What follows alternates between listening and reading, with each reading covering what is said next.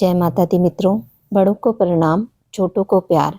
आज हम भगवान श्री हनुमान की 2 कथाओं का श्रवण करेंगे। मन को शांत और धैर्य से सुने। कथा को पूरा सुनने से उसका पूरा फल मिलता है। पहली कथा। प्राचीन समय की बात है। एक नगर में एक बुढ़िया माई रहती थी। बुढ़िया माई हनुमान जी की पूजा किया करती थी। वह नियम से हनुमान जी की पूजा करती और हर मंगलवार को हनुमान जी का व्रत रखती थी और मीठा और पकवान बनाकर हनुमान जी को भोग लगाती थी।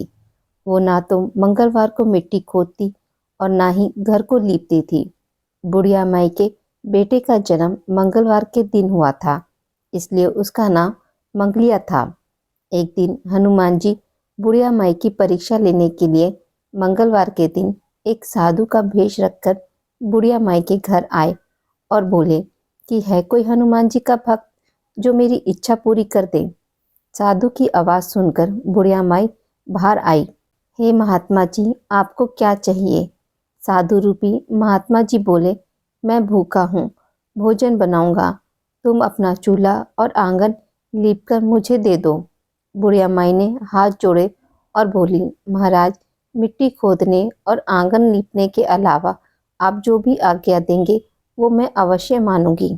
साधु रूपी हनुमान जी बोले कि आप पहले मुझे वचन दो कि मैं जो कहूँगा तुम वो ही करोगी। बुढ़िया माई ने वचन दे दिया। साधु बोला, तुम अब अपने बेटे को बुलाओ। इसके बाद बुढ़िया ने अपने बेटे को बुला दिया।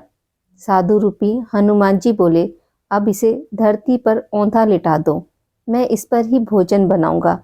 ऐसा सुनकर बुढ़िया माई के पैरों तले जमीन खिसक गई, परंतु वो तो साधु को वचन दे चुकी थी, इसलिए उन्होंने मंगलिया को साधु के हवाले कर दिया। परंतु हनुमान जी की परीक्षा अभी पूरी नहीं हुई थी। उन्होंने बुढ़िया को कहा कि अब इसकी पीठ पर मुझे आग जला कर दो, जिस पर मैं भोजन बनाऊंगा। बुढ़िया माई अत्यंत दुखी हो गई और आग जलाकर वहां से रोती हुई अंदर चली गई। भोजन जब तैयार हो गया तब साधु रूपी हनुमान जी बुढ़िया माई से बोले कि भोजन बन गया है, अब तुम अपने बेटे को बुला लो ताकि वो भी भोजन कर सके। बुढ़िया माई बोली, हे महाराज, आप मेरे दुखी मन को और मत दुखाइए। मैंने अपने हाथों से स्वयं अपने बेटे को अग्नि के हवाले किया है, लेकिन साधु महाराज ना माने तो बुढ़िया ने अपने बेटे को पुकारा।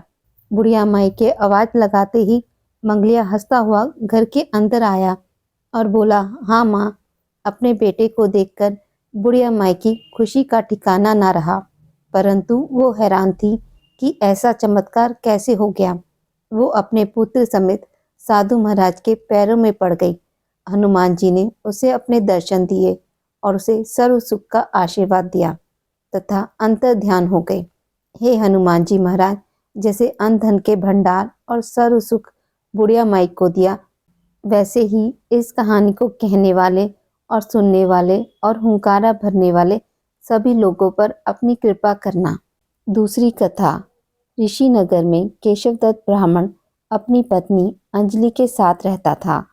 केशव दत्त के घर में धन संपत्ति की कोई कमी नहीं थी। नगर में सभी केशव दत्त का सम्मान करते थे, लेकिन केशव दत्त संतान नहीं होने से बहुत चिंतित रहता था। दोनों पति पत्नी मंगलवार को हनुमान जी की पूजा करते थे। विधिवत मंगलवार का व्रत करते हुए कई वर्ष बीत गए। ब्राह्मण बहुत निराश हो गया, लेकिन उसने व्रत करना नहीं छोड़ा। कुछ दिनों के बाद केशव दत्त हनुमान जी की पूजा करने के लिए जंगल में चला गया। उसकी पत्नी अंजलि घर में रहकर मंगलवार का व्रत करने लगी। दोनों पति पत्नी पुत्र प्राप्ति के लिए मंगलवार का विधिवत व्रत करने लगे।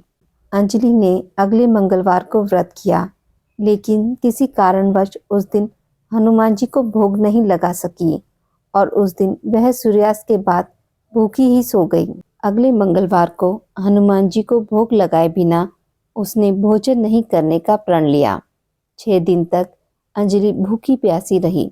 7वें दिन मंगलवार को अंजलि ने हनुमान जी की पूजा की, लेकिन तभी भूख प्यास के कारण अंजलि बेहोश हो गई। हनुमान जी ने उसे स्वप्न में दर्शन देते हुए कहा, उठो पुत्री, मैं तुम्हारी पूजा पाठ से बहुत प्रसन्न हूँ। तुम्हें सुंदर और सुयोग्य पुत्र होने का वर देता हूँ। यह कहकर हनुमान जी अंतर्ध्यान हो गए।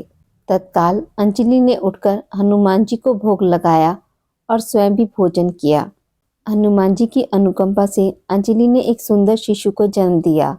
मंगलवार को जन्म लेने के कारण उस बच्चे का नाम मंगल प्रसाद रखा गया। कुछ दिनों बाद अंजलि का पति केशव दत्त भी लौट आया। उसने मंगल को देखा तो अंजलि से पूछा, यह सुंदर बच्चा किसका है? अंजलि ने खुश होते हुए हनुमान जी के दर्शन देने और पुत्र प्राप्त होने का वरदान देने की सारी कथा सुना दी। लेकिन केशव दत्त को उसकी बातों पर विश्वास नहीं हुआ। उसके मन में पता नहीं यह कैसे कुत्सित विचार आया कि अंजलि ने उसके साथ विश्वासघात किया है। अपने पापों को छिपाने के लिए अंजलि झूठ बोल रही है। केशव दत्त ने उस बच्चे को मार डालने की योजना बनाई। एक दिन केशव दत्त स्नान के लिए कुएं पर गया। मंगल भी उसके साथ था। केशव दत्त ने मौका देखकर मंगल को कुएं में फेंक दिया और घर आकर बहाना बना दिया कि मंगल तो कुएं पर मेरे पास पहुंचा ही नहीं। केशव दत्त के इतने कहने के ठीक बाद मंगल दौड़ता हुआ घर लौट आया। केशव दत्त मंगल को देखकर बुरी तरह हैरान हो उठा। उसी रात हनुमान जी ने केशव दत्त को स्वप्न में दर्शन देते हुए कहा, तुम दोनों के मंगलवार व्रत करने से प्रसन्न होकर पुत्र जन्म का वर मैंने दिया था, फिर तुम अपनी पत्नी पर शक क्यों करते हो? उसी समय केशव दत्त ने अंजलि को जाकर उससे क्षमा मांगते हुए स्वप्न में हनुमान जी के दर्शन देने की सारी कहानी सुनाई। केशव दत्त ने अपने बेटे को हृदय से लगाकर बहुत प्यार किया। उस दिन के बाद सभी आनंद पूर्वक रहने लगे। मंगलवार का विधिवत व्रत करने से केशव दत्त और उनके सभी कष्ट दूर हो गए। इस तरह से जो स्त्री पुरुष विधिवत मंगलवार का व्रत करके व्रत कथा सुनते हैं, हनुमान जी उनके सभी कष्ट दूर करके घर में धन संपत्ति का भंडार भर देते हैं। शरीर के सभी रक्त विकारों के रोग भी नष्ट हो जाते हैं। मित्रों, अगर आपको मेरी वीडियोस पसंद आती हैं तो इसे लाइक और शेयर ज़रूर करें और पूजा पाठ से जुड़ी जानकारी के लिए मेरे चैनल को सब्सक्राइब करना ना भूलें। धन्यवाद।